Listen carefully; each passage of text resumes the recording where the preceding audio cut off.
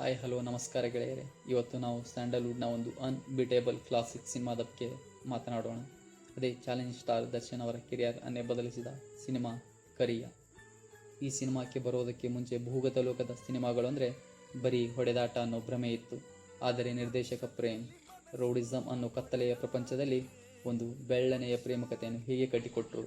ಈ ಸಿನಿಮಾ ಯಾಕೆ ಇಂದಿಗೂ ಸ್ಪೆಷಲ್, ಬನ್ನಿ ಈ ವಿಡಿಯೋದಲ್ಲಿ ಡೀಟೇಲ್ ಆಗಿ ನೋಡ್ತಾ ಹೋಗೋಣ.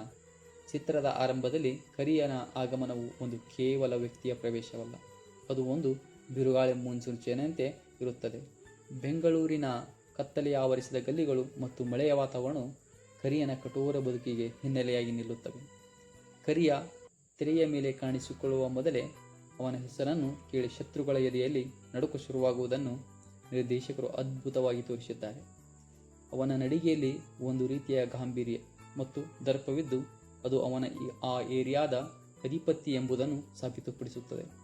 ಕರಿಯನ ಕಣ್ಣುಗಳು ಸದಾ ಒಂದು ರೀತಿಯ ತೀವ್ರತೆ ಇರುತ್ತದೆ, ಅದು ಮಾತಿಗಿಂತ ಹೆಚ್ಚು ಕೆಲಸ ಮಾಡುತ್ತದೆ.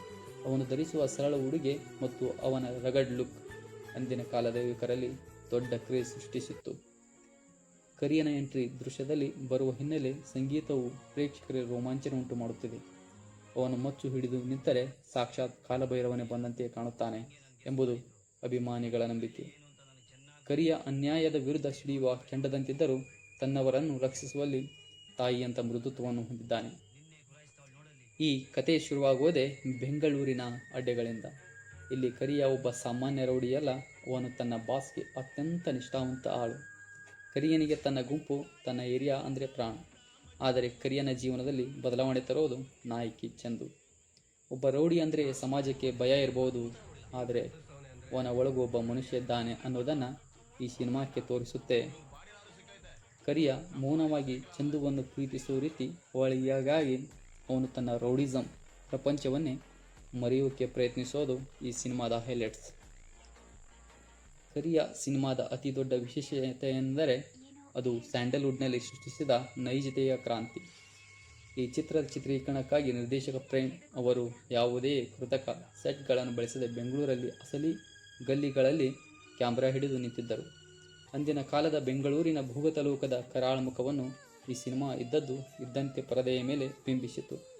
ಈ ಚಿತ್ರದ ಸಣ್ಣ ಪುಟ್ಟ ಪಾತ್ರಗಳಲ್ಲಿ ನಟಿಸಿರುವ ಕೇವಲ ಕಲಾವಿದರಲ್ಲ, ಬದಲಾಗಿ ಅಂದಿನ ಕಾಲದ ರಿಯಲ್ ರೌಡಿಗಳು ಎಂಬುದನ್ನು ಅತ್ಯಂತ ರೋಚಕವಾದ ಸಂಗತಿಯಾಗಿದೆ.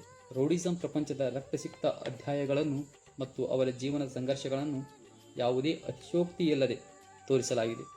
ದರ್ಶನ್ ಅವರ ಅಭಿನಯದಲ್ಲಿ ಕಂಡುಬಂದ ಆ ಹಸಿ ಭಾವನೆಗಳು ಪ್ರೇಕ್ಷಕರಿಗೆ ಕರಿಯ ಕೇವಲ ಪಾತ್ರವಲ್ಲ, ತಮ್ಮ ನಡುವಿನ ಒಬ್ಬ ವ್ಯಕ್ತಿ ಎಂದು ಅನಿಸುವಂತೆ ಮಾಡಿತು.